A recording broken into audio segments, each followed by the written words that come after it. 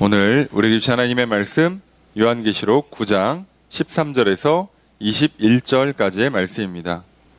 한 절씩 교독하도록 하겠습니다.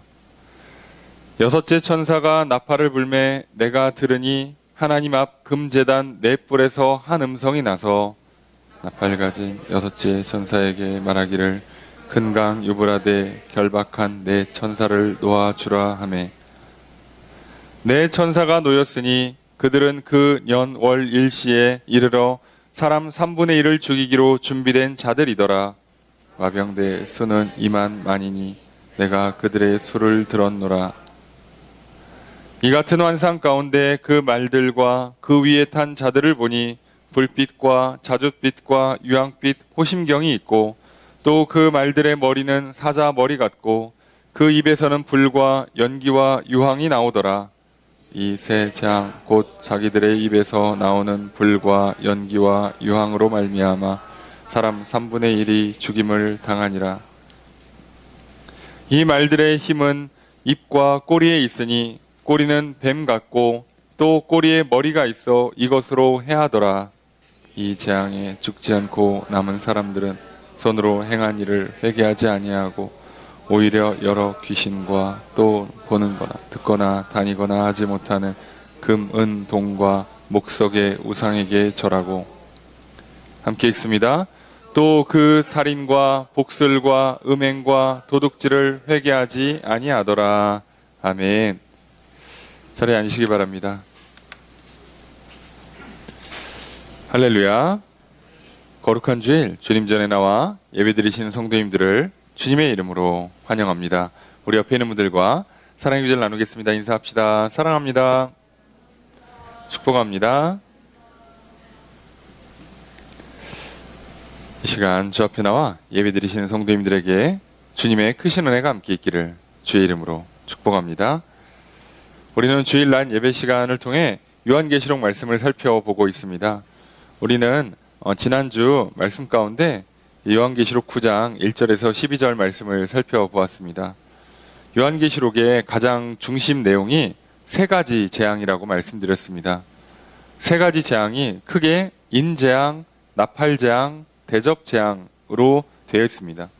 그 중에 이제 우리가 보고 있는 건 두 번째인 나팔재앙입니다. 그리고 우리는 지난주 나팔재앙 중에 다섯 번째 나팔이 불렸을 때 어떤 재앙이 임하는지를 보았습니다. 다섯 번째 나팔이 불리니까 그 재앙의 시작이 무저갱을 여는 것으로 재앙이 시작됩니다.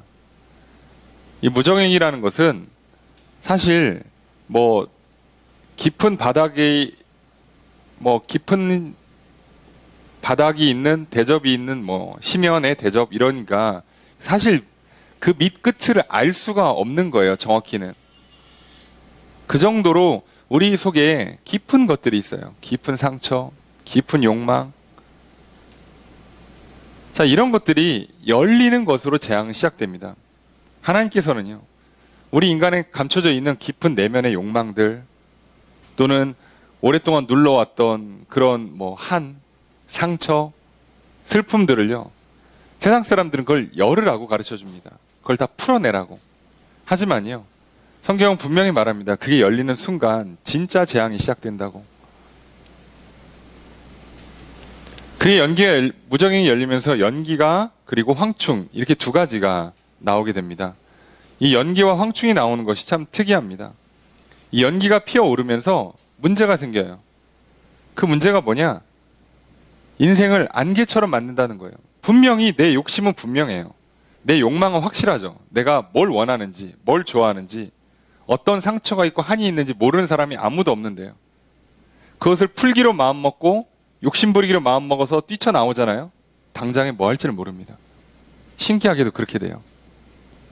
나는 상처를 치료받고 위로받고 싶어서 던진 말인데 그때부터 오해가 생기고 되려 상처로 돌아오는 일들이 비일비재합니다.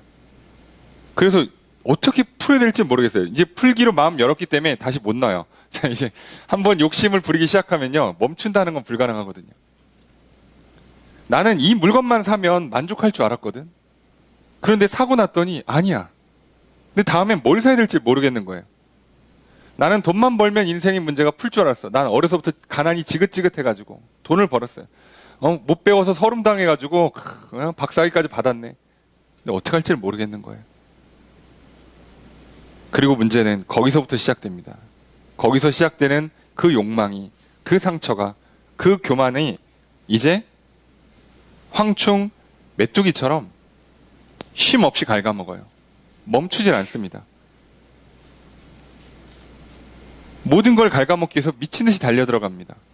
멈추지 않고 또 달려가요. 자기가 지금 뭐 하는지도 모르지만 이제는 일이 벌어졌기 때문에 멈추지 못한 채로 달려가는데, 문제는 이렇게 메뚜기처럼 끝없이 갉아먹는 것으로 끝나면 좋은데 그 메뚜기 끝에 전갈의 꼬리가 있어요. 그러니까 갉아먹고 끝나는 게 아니라 꼭 누군가를 죽여요. 그리고 결국 자기 자신을 찌르죠.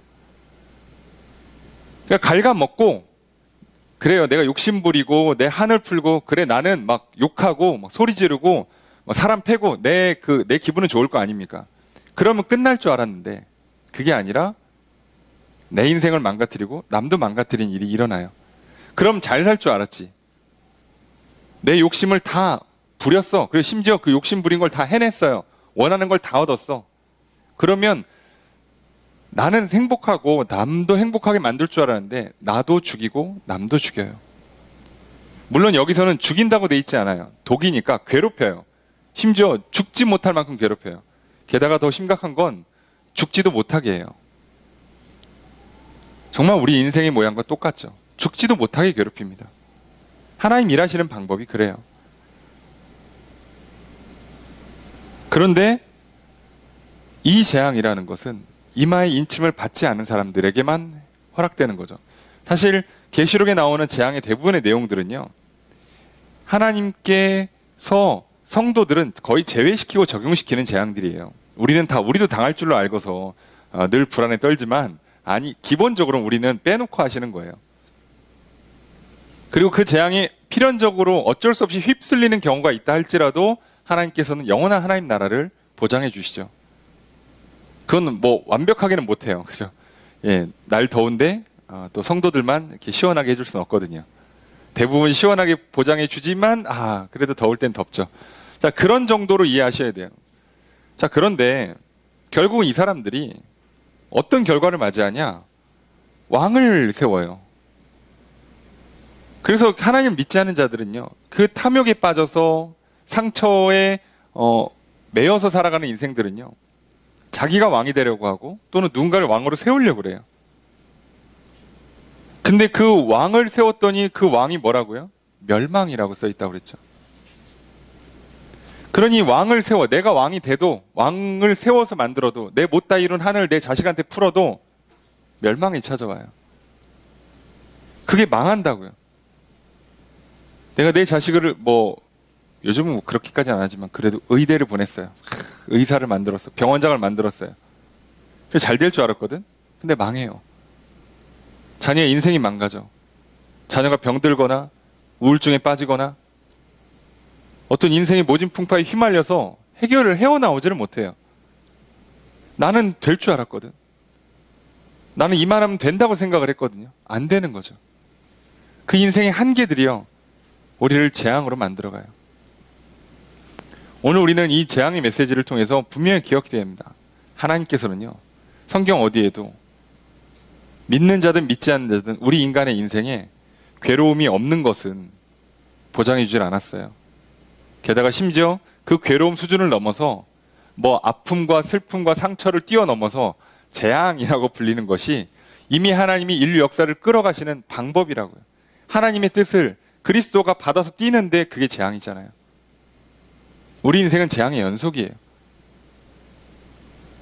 그리고 이 재앙의 내용들이 각각의 내용들이에요. 우리 삶에 구체적으로 경험되어지고 있고 이것은 현실이고 사실이죠.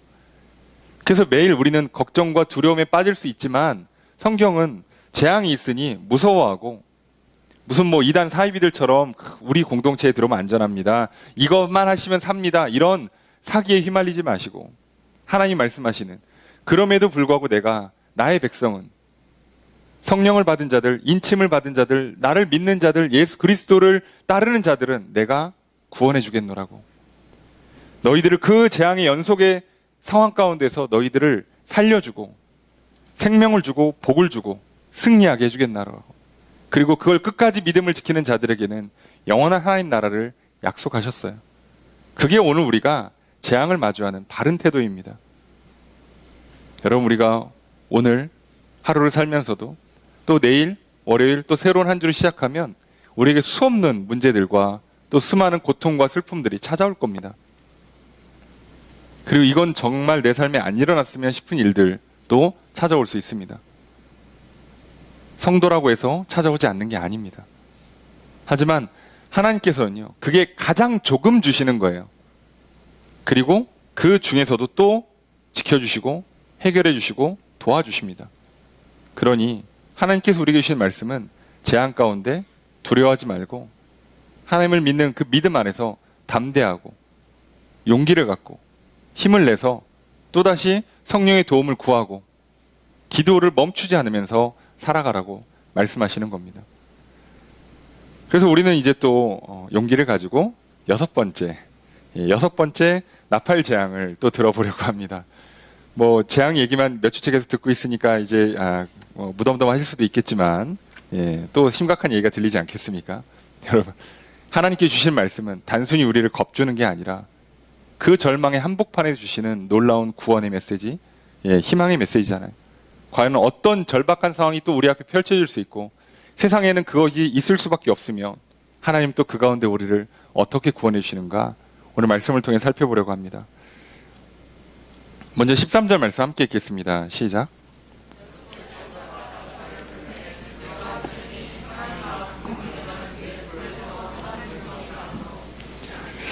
이 여섯 번째 천사가 나팔을 불어요. 여섯 번째 재앙이 시작되는 거죠.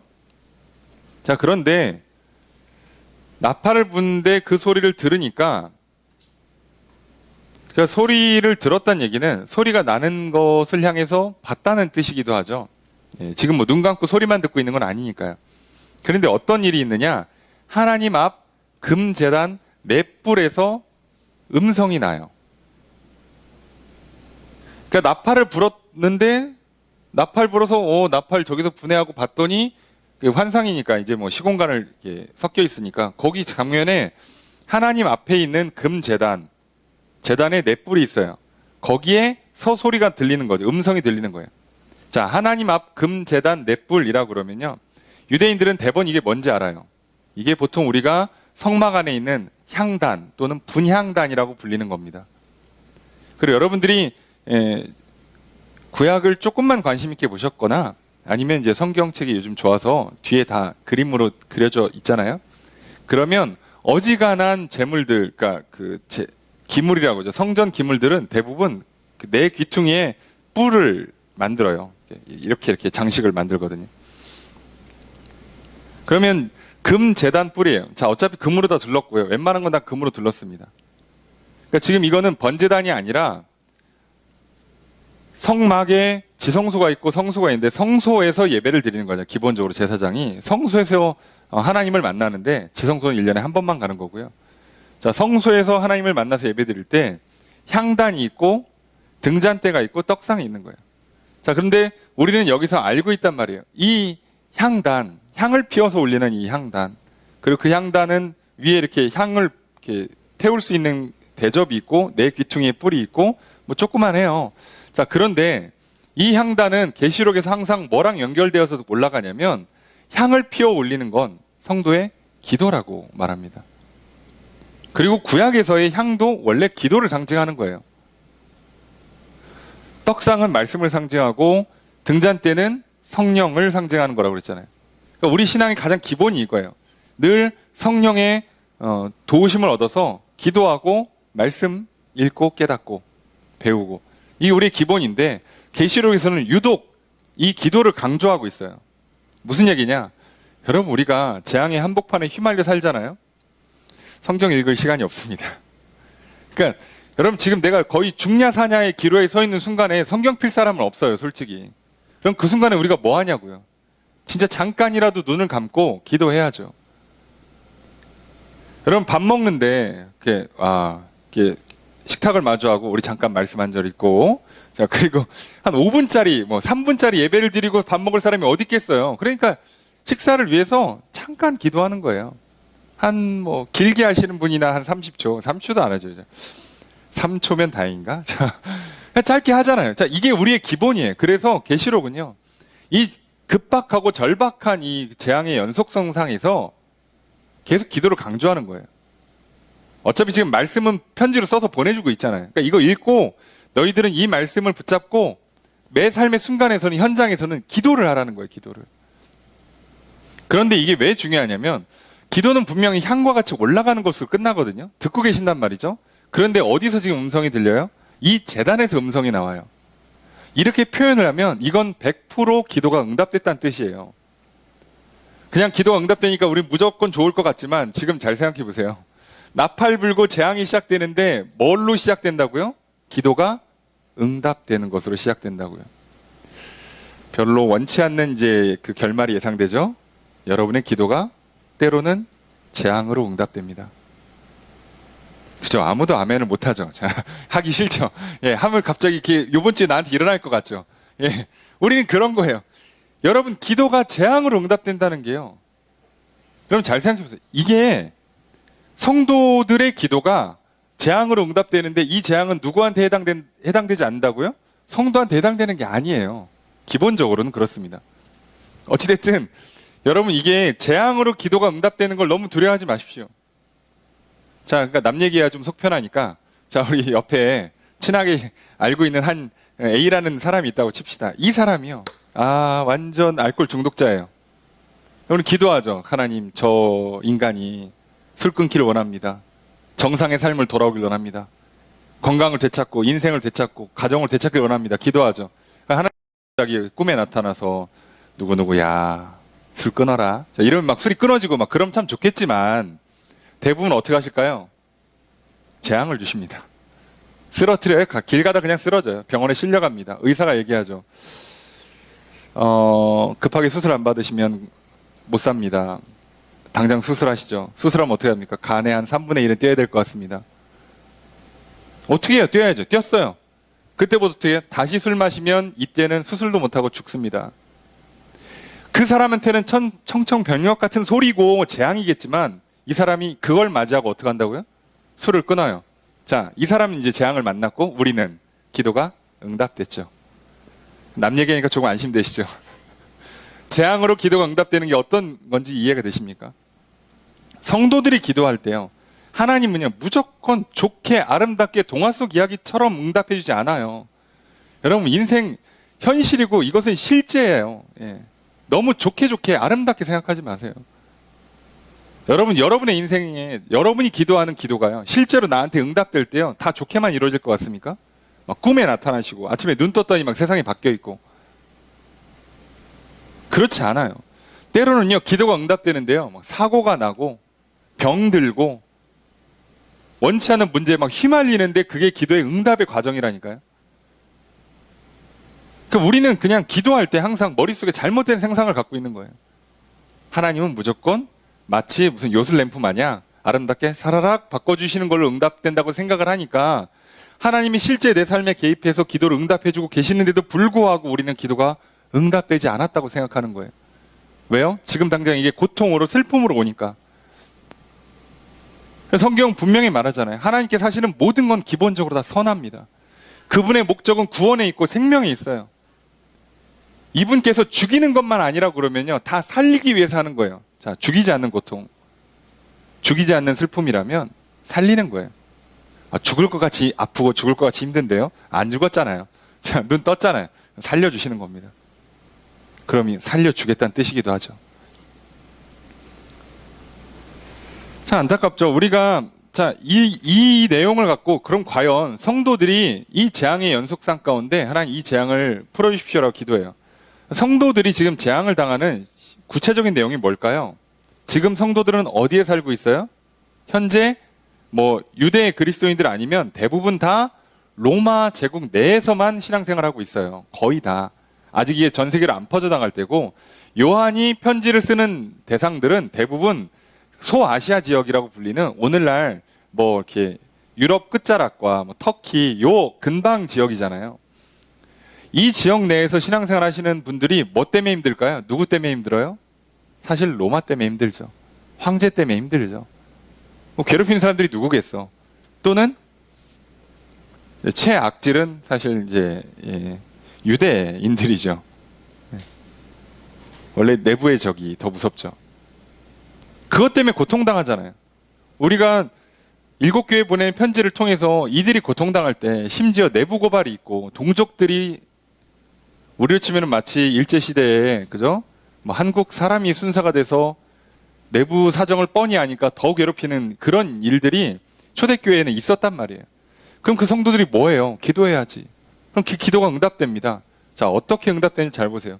로마에서 지금 황제 숭배로 고통받고 우상으로 고통받고 때로는 박해로 고통받고 있는 성도들이 하나님께 기도합니다. 그 기도가 어떻게 응답될까요? 자, 그게 오늘 본문의 내용이에요. 14절 함께 읽습니다. 시작.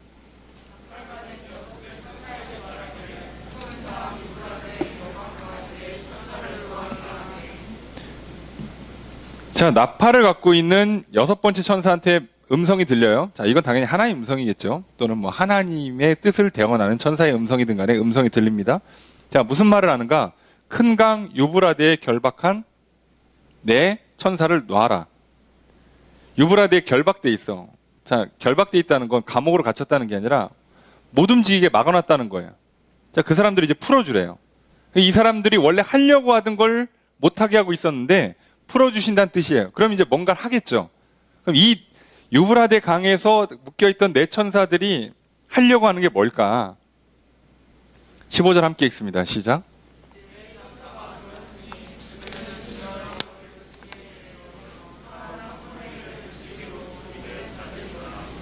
그 네 천사가 놓였어요. 자, 이들은요, 연, 월, 일, 시가 정해져 있어요. 자, 때를 딱 정해놓고 요때 어떻게 하겠다고요? 사람 3분의 1을 죽이겠다. 여러분, 사람의 3분의 1을 죽이려면 뭐 일반적인 방법으로는 안 돼요. 그죠? 전염병으로도 쉽지 않아요. 이건 100% 전쟁을 뜻하거든요. 한 방에 사람 3분의 1을 보내려면 전쟁이죠. 예. 전쟁을 얘기하는 거고요. 자, 그러면 이게 여러분들 이제 약간 역사적 배경이 좀 필요합니다. 이런 부분들이 계시록 읽을 때 살짝 어려우실 수는 있는데, 예.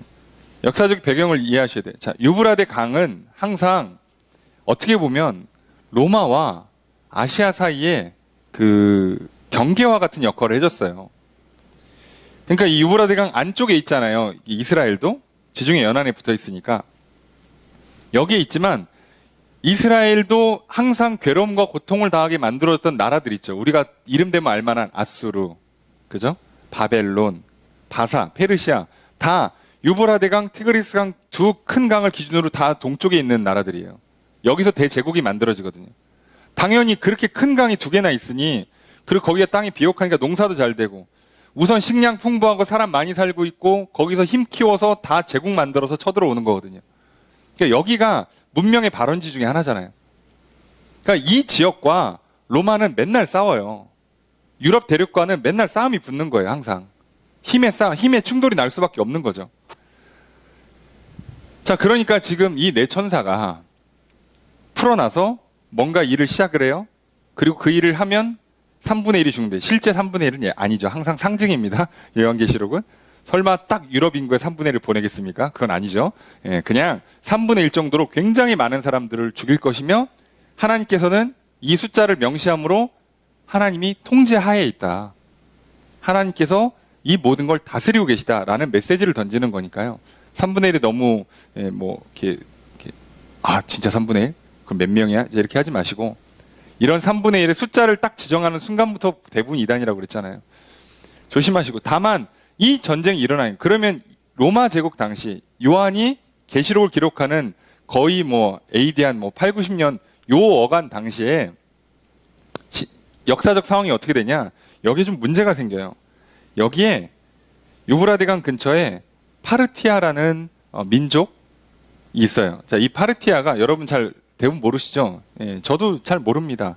왜냐하면 이 민족은 아직 제국을 만들기 전이에요. 그러니까 이 민족이 나중에 고대 이란 왕국을 만들어요. 그러니까 고대 이란을 만드는 발원이 되는 제국이에요. 그러니까 그 민족들이죠. 사실 여러분 알고 있는 것처럼 징기스칸도 그냥 이렇게 몽골 초원에 있는 부족들 끌고 가서 유럽 다 친 거예요. 예. 그래서 그걸 성공하면서 확장해서 몽골 제국을 만든 거죠. 자, 파르티아도 민족인데 여기도 그 유브라데강, 티그리스 강을 기점으로 해서 사람들을 모아서 발언을 해서 난리를 치다가 나중에 이란으로 정착을 하는 거죠. 오늘날 이란으로 정착을 하는 건데, 자, 문제는 이들이요, 기마병이 주력 군사였어요. 이게 문제입니다. 그리고 로마가 이들과 항상 충돌이 났겠죠. 로마 대제국이 이 유브라데강을 잘 못 넘어가요. 항상 여기를 못 넘었거든요. 못 넘어간 이유가 여기 때문이에요. 근데 게다가 더 심각한 문제가 있어요. 이게 로마 입장에서는요, 전쟁에서 졌습니다. 한번 여기를 넘어가려고 했거든요. 근데 실제 역사상 져요. 져가지고 BC 30년경인가에 큰 전쟁에서 한번 져요. 쳐들어갔다 지는 거예요. 그러니까 이 파르티아가 쳐들어온 건 아니고 쳐들어갔다 져요. 그러니까 다시는 못 쳐들어가고 있는 상황이, 현재 상황이. 근데 맨날 여기가 신경 쓰이죠. 왜요? 한번 했다가 졌거든. 여기가 들어오면 질 것 같거든. 근데 다행히 안 들어오곤 있는데 계속 이 경계 선에서는 자잘한 충돌은 있지만 큰 전쟁은 아직 안 나고 있어요. 그런데 지금 하나님께서 어떻게 하신다고요? 이걸 일으키시겠대요. 물론 실제로 일어나는 건 아닙니다. 이 메시지는 당시에 이 글을 읽는 사람들은 다 알아듣는 메시지라고 했잖아요. 환상, 비유들이 갖고 있는 특성은 배경을 알고 있는 사람들은 금방금방 알아들어요. 찰떡같이 알아듣는 내용인데 모르는 사람들은 전혀 이해를 못하는 방식이 된다고 그랬잖아요. 이 환상도 당대의 그리스도인들과 로마 사람들 입장에서는요, 살벌한 메시지로 들릴 거예요. 유브라데강에서 뭐가 온다고? 뭔지 뻔히 알고 있어요. 이미 한번 졌어. 쳐들어오면 질 것 같은 느낌이야. 안 왔으면 좋겠어, 쟤네는 좀. 그런데 그걸 뻔히 알고 있는 거예요. 자, 그러면 이 재앙이 구체적으로 어떻게 일어나는가? 16절 함께 읽겠습니다. 시작.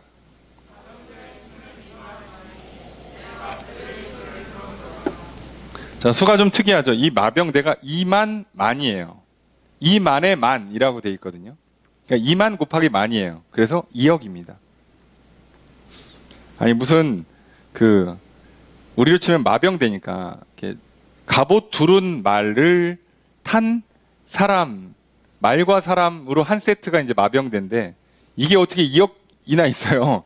여러분, 그러니까 가짜입니다. 그러니까 숫자는 정확한 게 아니에요. 그만큼 많다는 얘기예요. 그만큼 많다. 마병만 2억이 오면, 야, 여러분, 몽골이 유럽 거의 뚫기 일부 직전 갈 때도 뭐 군사 숫자가 뭐 만 단위지 무슨 뭐 억 단위를 가져갑니까? 여러분, 2억이면 어떻게 되는 거예요? 예. 일본 나라 전체보다도 많은 숫자 아닙니까? 그게 그냥 군대로만 돼 있다고, 그게 마병으로만. 그러니까 이거는 상징적인 숫자예요. 이 숫자를 듣는 순간 만의 만이라는 게 굉장히 큰 단위거든요. 천이나 만이 큰 단위예요, 고대에는. 그래서 이렇게 성경에 보면 다윗 때도 그렇고 여러 가지 표현들에 천천이요, 만만이요 이런 표현들이 많이 나오는 게 우리 치면은 100점 또는 만점이라고 쓰는 거랑 같은 개념으로 보시면 되는데 거기에 만을 붙였단 말이에요. 그러니까 2억이라는 숫자가 중요한 게 아니라 지금 큰 숫자를 2개로 곱해버리는 거예요. 정말 큰 군대가 온다는 뜻이죠. 자, 이게 무섭습니다. 로마 입장에서는 어떤 재앙이 오는 거냐. 가장 가까이 있으면서 가장 강력한 적수. 좋게 얘기하면 라이벌, 나쁘게 얘기하면 천철지 원수.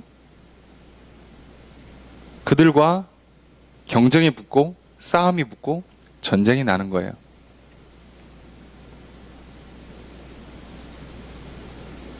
좋게 얘기해서 경쟁이고 나쁘게 얘기하면 전쟁이거든요. 근데 이걸 지금 하나님께서 허락하신다는 뜻입니다. 하나님께서 역사를 주관하시는 방법이에요. 그러니까 하나님께서 세상을 끌어가시고 우리 인생을 끌어가시는 방법 중에 하나가 뭐냐? 라이벌을 갖다 붙이는 거예요. 싸우고 싶지 않은, 마주하고 싶지 않은 상대랑 마주하게 만드시는 거예요. 우리도 그렇잖아요. 야, 너랑 나랑 동시대 안테나였으면 참 좋은 친구로 지냈을 텐데 왜 하필이면 가문의 원수. 자, 이래가지고 예? 친구도 못하고 서로를 죽이고 죽여야 되는 상황이 만들어지고, 어렸을 때 절친이었는데 알고 봤더니 그 라이벌 경쟁 관계에 있는 회사에 둘 다 사장이 됐네. 야, 이제부터는 어떻게 같이 밥도 한 끼 못 먹고, 이제부터는 누구 회사가 사냐 죽냐를 놓고 싸워야 되는 뭐 이런 상황이 연출되는 거예요. 우리 인생에 경쟁이 참 많죠. 경쟁할 사람이 참 많아요. 근데 이 경쟁이요, 단순하게 1등, 2등 가리는 거면 참 그나마 좀 덜한데, 패배가 죽음을 만든다. 승리 외에는 답이 없는 경쟁이라고 할 때는요, 내용이 달라져요. 그래서 이런 싸움은요, 꼭 싸움이 끝나면 웃는 사람과 우는 사람이 구별되게 돼 있죠.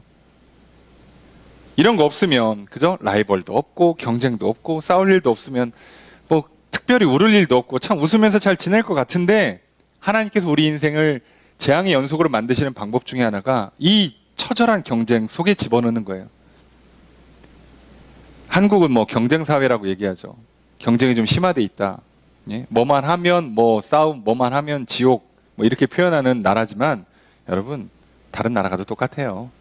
왜요? 하나님께서 인류의 역사를 끌어가시는 방법 중에 하나가 이거라고요. 여러분, 이거 피하고 싶잖아요. 웬만하면 안 싸우고 좋게 좋게 지내고 싶죠. 예? 뭐 그런 말이 있더라고요. 그죠? 뭐 졌지만 잘 싸웠다. 예, 예, 뭐 이런 얘기 있잖아요. 예, 뭐 패자 없는 뭐 경쟁. 예, 속지 마세요. 자, 그런 걸 많이 얘기하시는 사람들이 있는데 거짓말입니다. 이 거짓말이라는 게 좀 표현이 그렇지만 그건 최소한 하나님의 뜻은 아니에요. 그런 말 하는 사람들이 만들려고 하는 세상은 절대 하나님이 만드는 세상과 다른 세상이 펼쳐질 겁니다. 우린 지난 시간 봤죠? 그런 구호에 휘말려서, 그런 정신에 휘말려서 그런 세상을 만들어 가는데 여러분 동참하시잖아요? 결국 멸망을 맞이할 겁니다. 인류 역사에 단 한 번 구현된 적이 없고요. 하나님이 허락하지 않는 겁니다.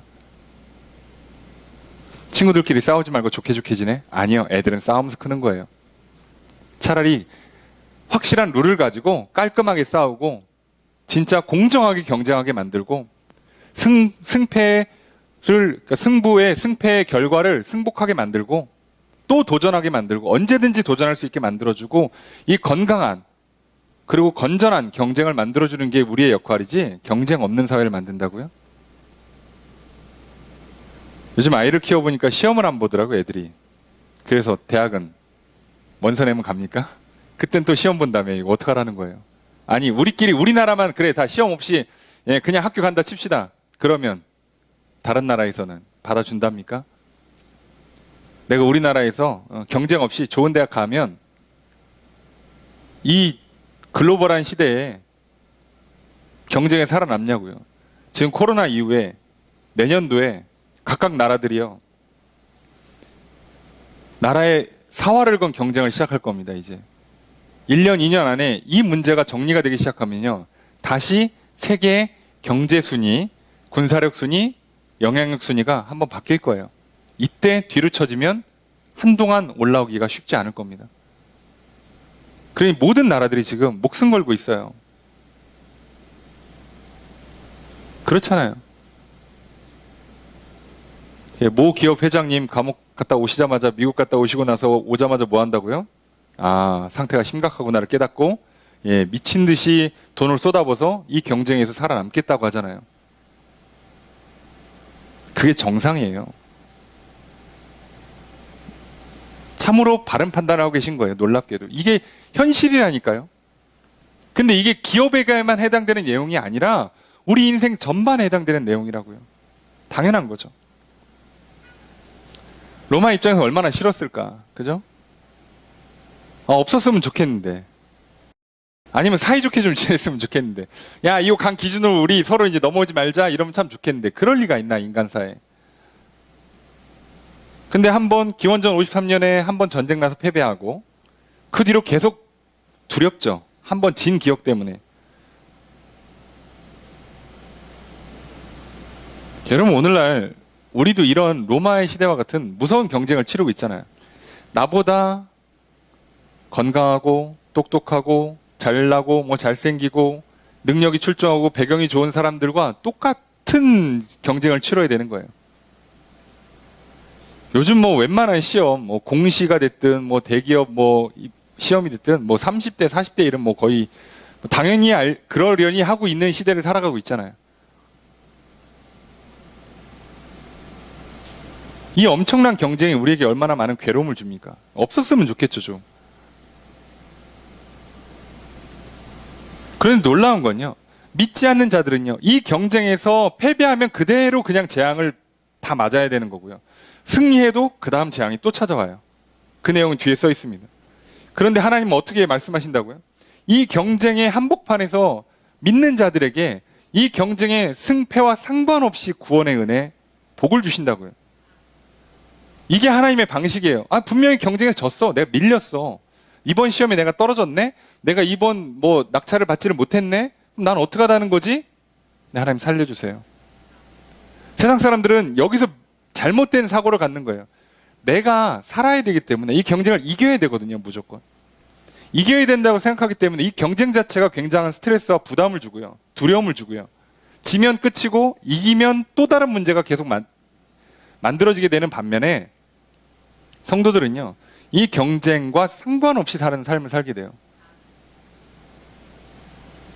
그래서 우리는 사실상 늘 믿음의 싸움만 싸워요. 다른 싸움 싸울 필요가 없어요.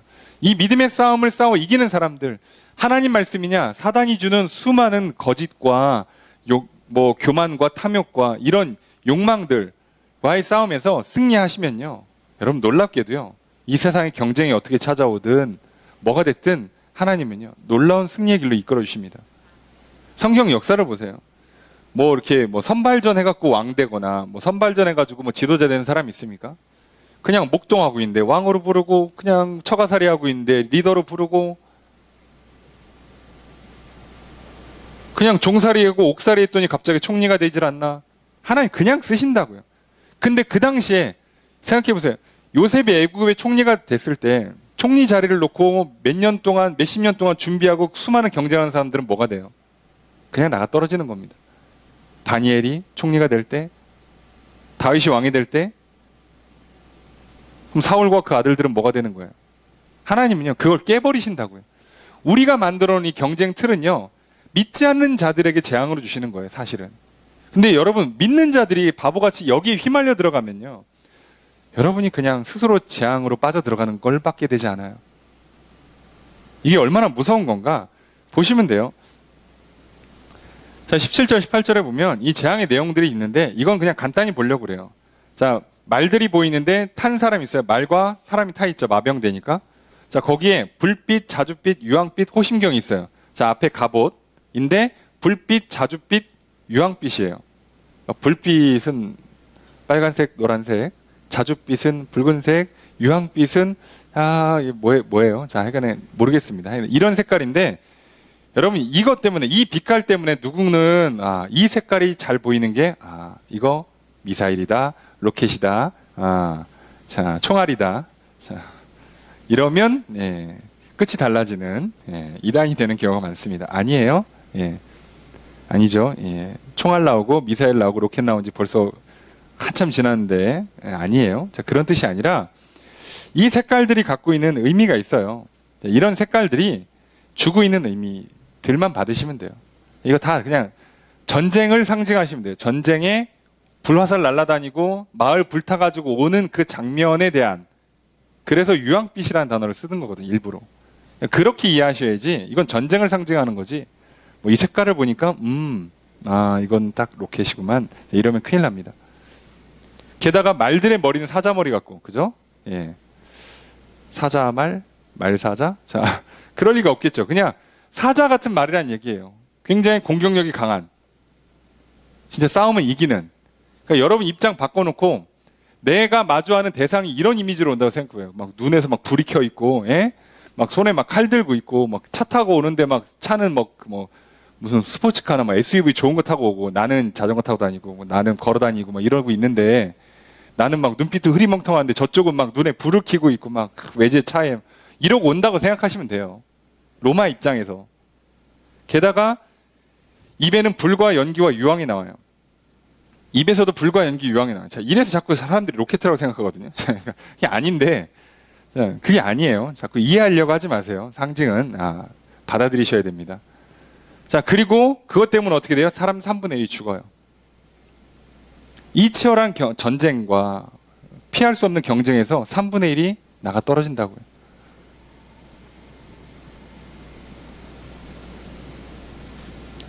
근데 이게 끝이 아니에요. 19절에 보면 이 말들의 힘은 입에만 있는 게 아니라 꼬리에도 있어요. 입에서 이미 3분의 1을 죽인 다음에. 근데 꼬리에도 있어. 꼬리에는 뱀 같대요. 네, 제가 뭐 뱀 꼬리는 잘 모르겠습니다. 뱀 같은 꼬리인데 꼬리에 또 머리가 있대. 이건 머리인가 꼬리인가? 그런데요. 그럼 무슨 얘기예요? 이 꼬리에 있는 머리에서 또 뭐가 나와? 불과 연기와 유황이 나오는 거예요. 또. 그러니까 여기는 약점이 없어. 앞에도 강한데 뒤에도 강해. 이러면 어떻게 해요? 완전 사기잖아. 못 이겨요. 예. 여러분 생각해 보세요.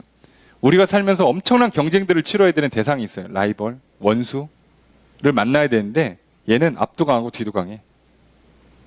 쉽게 얘기하면 천재인데 노력파야. 이거 어떻게 이겨? 어떻게 이겨? 되게 성실하게 일하는데 집안이 좋아. 금수저야. 이거 어떻게 이겨요? 이 사람을. 뭘로 이기냐고. 못 이겨요. 그래서 3분의 1은 그냥 나가 떨어집니다. 이게 현실이에요. 천재들은 좀 게을렀으면 좋겠고 부자들은 조금 막 살았으면 좋겠는데 이 사람들은 왜 이렇게 열심히 사는 거야? 똑똑하고 성실하고. 못 이겨요.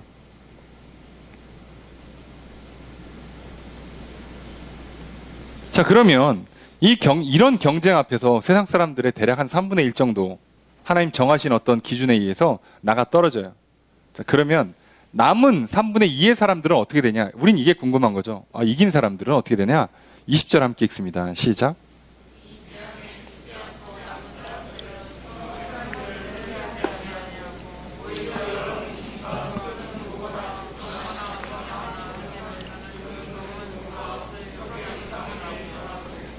21절까지 함께 읽습니다. 또 그 살인과 복슬과 음행과 도둑질을 회개하지 아니하더라. 남은 사람들은 이 처절한 경쟁, 목숨을 건 전쟁에서 이겼어. 살아남았어. 그럼 승자 독식 아닙니까? 내가 다 차지하겠다. 이제 뭐 먹고 마시고 놀자. 승리의 기쁨에 취하자. 그럴 것 같은데 그렇지가 않아요. 그 내용이 좀 특이해요. 살아남은 사람들, 이 재앙에 죽지 않고 남은 사람들은 손으로 행한 일을 회개하지 아니하고 회개를 안 한다고? 이게 왜 문제지? 그 얘기는 무슨 뜻이에요? 하나님은 지금 이들을 왜 살려줬다는 얘기예요? 회개하라고. 회개하라고.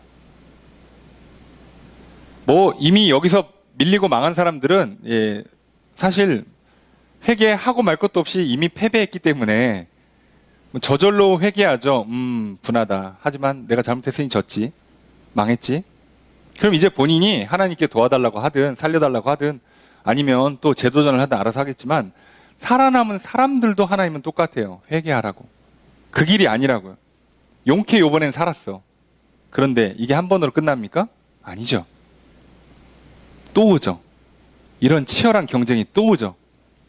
내 삶은 늘 전쟁 같은 삶이죠. 그러니까 이번 한번 이기긴 이겼는데 사람이 이제 양심이 있으면 제대로 사실을 봐야 될 거 아니에요. 내가 싸워 이긴 사람이 사실 나보다 스펙이 좋아.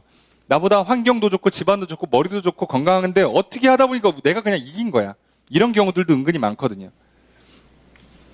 3분의 1은 왜 죽었는지가 안 써 있잖아요. 그냥 죽은 거예요. 정해진 그 기준에 의해서 그냥 죽었어요. 하나님이 숫자만 정했단 말이에요. 그럼 무조건 3분의 2가 3분의 1보다 다 좋으냐? 성적순으로 커트한 거냐? 그게 아니라니까요. 그러니까 이게 양심이 있고 개념이 있는 사람들은요, 저 사람이 질 사람이 아닌데 나 졌단 말이야. 그럼 나는 이겼어, 심지어. 그걸 경험하면 눈치를 채야 돼요. 이거 뭔가 살려주고 계시는구나. 기회를 주시는구나. 뜻이 있어서 길을 인도해 주시는구나.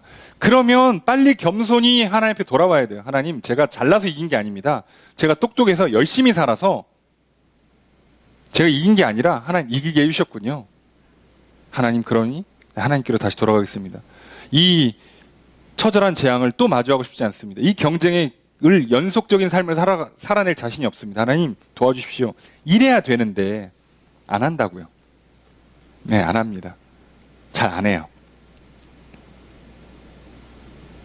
게다가 이들은요, 어떤 일을 하냐? 여러 귀신과 보거나 듣거나 다니거나 하지 못하는 금은동 목석의 우상. 그러니까 그냥 귀신이나 우상에게 절을 해요. 자, 어렵게 할 것 없이 그냥 점치고 미신 섬기고 또는 이상한 종교들에 빠지는 거예요. 왜요? 힘드니까, 불안하니까, 괴로우니까요. 승리는 했는데 마음이 좋지 않아요. 왜요? 이거 또 해야 된다는 걸 알거든요. 죽을 때까지 끝나지 않는다는 걸 알거든요.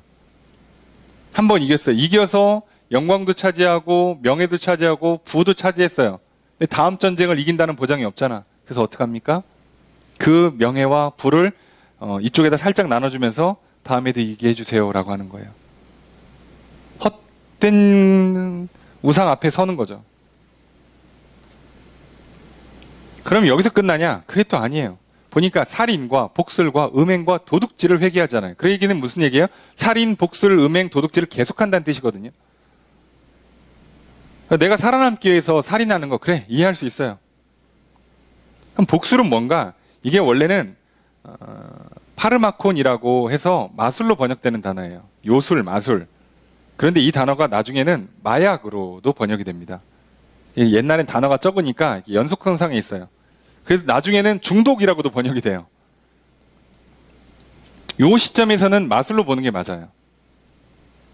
그럼 여기서 말하는 마술이 뭘까요? 사람 속이는 거예요. 사실상은 눈속임, 눈욕이, 그래서 그걸로 기쁨을 주거나 또는 위로를 주거나 또는 사람을 홀리는 작업들을 하는 거죠. 그래서 저는 그냥 이걸 사기로 번역합니다. 사기로. 네. 사기에 가짜 위로고 가짜 복이거든요. 여러분들 이제 이렇게 가다 보면 이렇게 천막 같은 거에 이렇게 어디 관광 명소에 가면 이렇게 점치고 하잖아요. 예. 재미로들 하시겠지만 궁극적으로는 사기죠. 예. 맞으면 좋고 안 맞아도 그만. 아무도 책임지지 않는 그걸 돈 주고 한다고? 예, 재미죠. 예. 사기도 재미로 할 땐 괜찮아요. 여러분 이렇게 원래 카지노도요. 이렇게 금액이 제한돼 있잖아요. 20만 원인가는 합법이에요. 그 정도는 기분 좋게 한번 이렇게 그런 긴장감 느끼면서 이렇게 스트레스 풀으라고. 그 금액을 넘어가면 문제인 거죠. 항상. 예. 그러니까 그런데 사람들은 이거에 빠진다고요. 문제는. 살인, 마술이라고 하는 게 좀 뭐하지만 사기 또는 도박 또는 중독에 빠지고 음행, 도둑질에 빠져요. 왜요? 우리 생각에는 승리했잖아. 그래서 명예도 얻었고 돈도 얻었잖아요. 그럼 이걸 잘 유지하면 좋은데 안 그래요. 그 불안함과 그 괴로움과 그것 때문에 올라오는 그 더 큰 욕망, 쉼없이 끊임없이 오는 욕망들이요. 인간을 이렇게 망가뜨려요. 그래서 우리가 생각할 때는 저 사람이 그렇게 어렵게 고생해서 저 높은 자리에 올라가 놓고, 그죠? 그래 놓고 말 한마디 잘못해서 그냥 한 방에 떨어지고, 괜히 바람 한번 잘못 펴갖고 한 방에 떨어지고, 괜히 도박에 손대가지고 막 떨어지고, 그런 보면, 아니, 나 같으면 저 자리에 가면 안 할 것 같잖아요. 내가 그렇게 저기 가려고 몇십 년을 그 고생을 했는데, 간지 몇 년 만에 그 한 방에 떨어져? 야, 도박을 안 하고 말지. 야, 바람 안 피고 말지. 내가 여기까지 그 고생을 했는데, 해요, 근데 사람들이요. 우리는 알고 있잖아요. 지금도 보고 있고 앞으로도 계속 볼 거예요. 이런 일들을. 그 일생 고생해서 그 치열한 경쟁을 뚫고 올라가서 그 자리에 올라갔는데 그걸 유지를 못해요. 그래서요. 이 경쟁을 이겨도, 전쟁을 이겨도 재앙이에요. 평안이 없어요. 기쁨이 없고요. 만족이 없습니다. 이게 문제인 거예요. 신기하죠? 그래서 경쟁 사회로 들어오잖아요. 여기 들어온 사람들은 다 재앙이에요. 그래서요, 대부분 공부를 하고 시험을 치르잖아요. 반에서 끝에서 한 두세 명 제외하고는요, 다 재앙이에요. 다 재앙이에요. 1등도 재앙이고, 2등도 재앙이고, 5등도 재앙이고, 10등도 재앙이에요. 다 힘들어요, 다. 이긴 사람 이긴 사람대로, 진 사람 진 사람대로.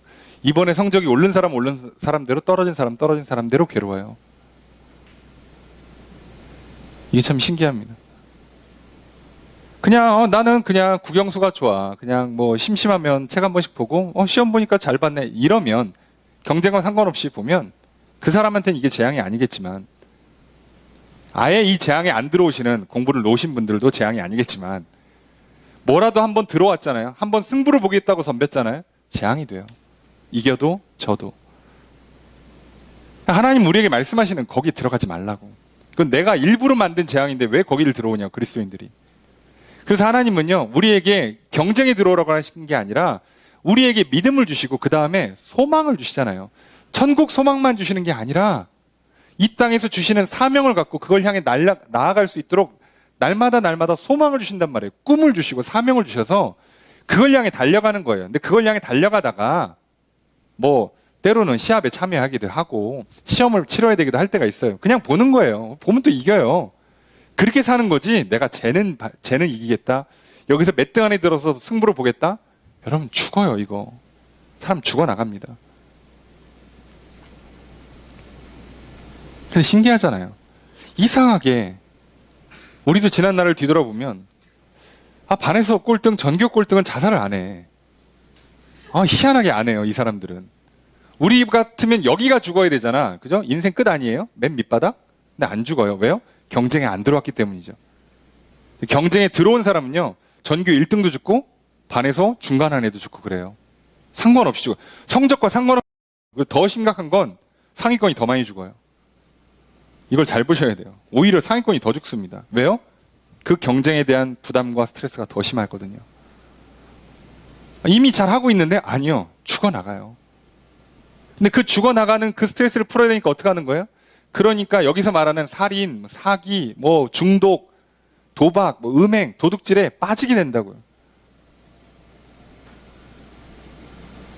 그래서 애가 굉장히 독하게 공부를 열심히 했는데 착한 사람은 정말 드물어요. 대부분 어딘가 뭔가 약간 문제가 생길 가능성이 높아요. 꿈과 소망을 갖고 달려가는 사람들이 아니라면 그냥 무조건 좋은 성적, 무조건 많은 돈, 높은 자리를 향해서 달려가는 사람들은요, 대부분 이런 문제에 휘말릴 수밖에 없어요. 일생에 무조건 휘말립니다. 이게 우리의 현실이죠. 자, 그럼 우리는 이제 이 재앙이 뭔지를 봤어요. 성도들은요, 박해 가운데 기도합니다. 그 기도가 재앙으로 응답돼요. 그 재앙이 로마 제국에는 정말 마주하고 싶지 않은 유브라데강 너머에 있는 이 파르티아와 싸움이에요. 근데 하나님 그걸 허락하세요. 맨날 싸워야 돼요. 맨날 소식이 들려요. 요번에는 마을 하나 뺏겼다더라. 요번에는 뭐 우리가 하나 뺏었다더라. 이때부터 죽어나가는 겁니다. 이제부터. 쉼없는 싸움을 시작해야 돼요. 이 싸움 하느라고 3분의 1은 이미 나가 떨어지고요. 살아남은 3분의 1도 제대로 된 평안을 누리지 못해요. 그냥 그날 하룻밤 정도 기분 좋고 다음날부터 또 죽어나가요. 이 삶을 반복하게 만드세요. 그래서 그들을 괴롭히십니다. 왜요? 회개하라고. 돌이키라고. 살려주신 거예요. 기회를 주신 거예요. 회개하라고. 근데 회개하지 않는 모든 사람들은요, 이 전쟁에, 이 재앙에 휘말려서 고통당하다가 끝나는 인생으로 전락할 것입니다. 그런데 하나님은요, 성도들은 이 재앙에서 빼십니다. 처음부터 우리는 경쟁을 하는 삶을 살지 않아요. 여러분, 그리스도인들은요, 경쟁을 이기는 것으로 우리 인생의 목적으로 삼는 사람들이 절대 아닙니다. 하나님 우리에게요, 꿈과 희망과 소망을 주시고요, 분명한 사명을 알게 하십니다. 그걸 향해 쉼없이 달려가게 하시고요, 그 달려가는 매 순간순간이 만족스럽고요, 감사하고요, 행복하고요, 평안합니다. 하나님 우리를 그 길로 불러주셔요. 그게 이 재앙 가운데 경쟁사회에서의 구원이죠. 다른 거 아니잖아요. 경쟁에서 이기는 게 구원이 아니라니까요. 놀랍게도. 때로는 져도 괜찮아요, 여러분. 그러니까 이 경쟁 자체는 답이 없는 거예요. 여기선 구원이 없고요. 하나님은요, 우리에게 사명으로 구원해 주세요. 꿈과 희망으로 구원해 주시는 거예요. 영원한 하나님 나라로 구원해 주십니다. 오늘도 저와 여러분들을 그 구원의 자리로 불러주세요. 그 음성을 들으시고 그걸 향해 나아가십시오. 그럼 우리에게 앞으로 펼쳐지는 매일매일의 삶 가운데 계속 이 재앙이 반복된다 할지라도, 그래서 쉼없는 경쟁과 전쟁이 내 삶에 펼쳐진다 할지라도 여러분들 절대 두려워하지 않을 것입니다. 왜냐하면 하나님은 우리에게 믿음 주시고 소망 주시고 사랑으로 충만하게 하셔서 우리에게 늘 기쁨과 평안을, 만족을 주실 거니까요. 그 믿음의 삶을 살아가셔서 이 재앙의 시대에 구원받고 생명의 풍성함을 누리며 살아가시는 저 여러분들이 되기를 주의 이름으로 축복합니다. 그렇게 살아갈 수 있도록 또 기도를 멈추지 마십시오. 하나님의 말씀을 붙잡으십시오. 성령의 도우심을 구하십시오. 그렇게 한 주를 승리하셔서 또 기쁨으로 하나님께 나와 예배하는 저희 모두가 되기를 주의 이름으로 축복합니다.